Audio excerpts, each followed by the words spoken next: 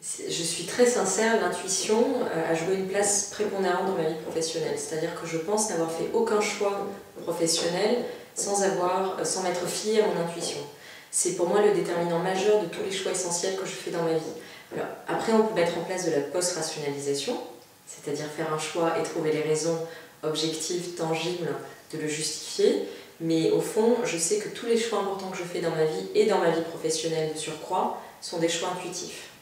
Bien, par exemple, il y a quelques années, j'ai été amenée à étudier plusieurs propositions professionnelles. Ça a constitué pour moi un tremplin de vie, puisque j'avais deux choix, ou trois, mais deux importants assez différents. Sur le papier, peut-être que l'un était plus reluisant, plus flamboyant que l'autre, et mon intuition m'a fortement poussée à choisir l'autre. Et du coup, je suis allée vers le choix intuitif. Quand je me demande si l'intuition a été une constante dans ma vie, je devrais répondre à cette question intuitivement.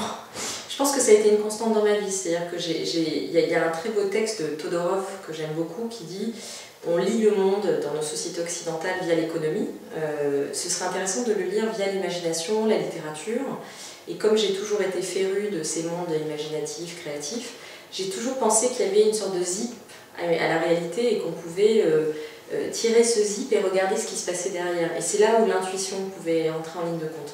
Donc elle a été constante. Après, je l'ai développée professionnellement parce que je me suis rendu compte que lorsque je ne l'utilisais pas, bien souvent, j'avais tort. Enfin, la réalité me montrait que j'avais fait une erreur. Chaque fois que, par exemple, au début d'un projet ou avant de m'engager dans une structure, j'avais une mauvaise intuition et que j'y suis allée quand même, il se trouve que dans les faits, les choses ne sont pas bien passées ou ne se sont pas passées comme je l'espérais. C'est comme ça qu'au final, je me suis dit l'intuition, c'est ma meilleure amie.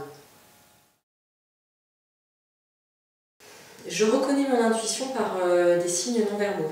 C'est-à-dire que, par exemple, à travers une rencontre avec quelqu'un, je vais être très attentive au regard.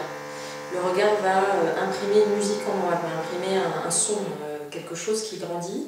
Et après, je pense que le vrai ingrédient, c'est de se taire intellectuellement, mentalement, pour écouter justement cette musique et lui laisser toute la place. Et c'est là où c'est difficile, parce qu'on a horreur du vide.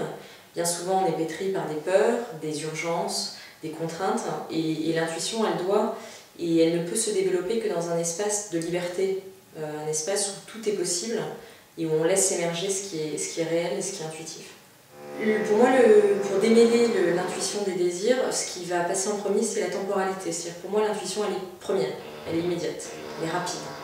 Le désir, bien souvent, il est construit.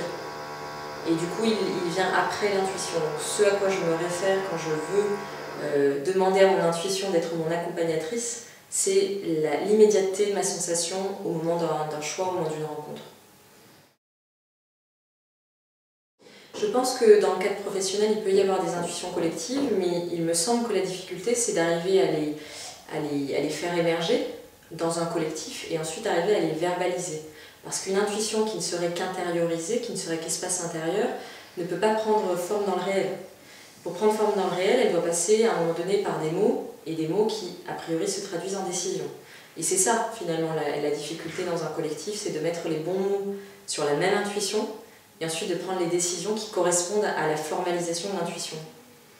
Par exemple, dans un processus de recrutement, je trouve que c'est un bon champ pour explorer l'intuition. On peut avoir face à soi 3-4 candidats avec des profils émérites, des parcours reconnus. Bien souvent, c'est l'intuition, je pense, qui fait la différence. Et dans ces cas-là, on peut suivre son intuition et dire c'est cette personne. En revanche, la difficulté, c'est de pouvoir l'expliquer aux autres et du coup les embarquer. Et donc ça revient à cette différence entre l'intériorité d'une intuition et la capacité qu'on a à la partager et voire même la possibilité d'atteindre l'autre via son intuition.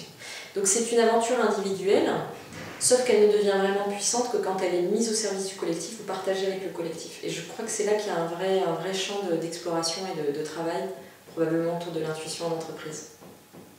Il m'est arrivé plusieurs fois d'avoir des désalignements entre mon intuition et l'intuition d'un collectif. En général, je sauve ça ou j'essaie de colmater la brèche en exprimant ce qu'est mon intuition et en l'assumant jusqu'au bout. Et ensuite, libre à moi de suivre ou pas ce collectif en ayant considéré que j'ai rempli une responsabilité en exprimant l'intuition que j'avais. Et ça revient aussi à un point important en matière d'intuition, qui est que, au fond, personne n'a raison ou tort en matière d'intuition. Il y a des intuitions qui se vérifient, ou pas, mais une intuition, par définition, ça n'est pas censé être une donnée scientifique. C'est sans doute la rencontre entre une sensation, une perspicacité, une expérience, un vécu, et une réalité. Donc j'ai beaucoup de respect pour les intuitions des autres, aussi.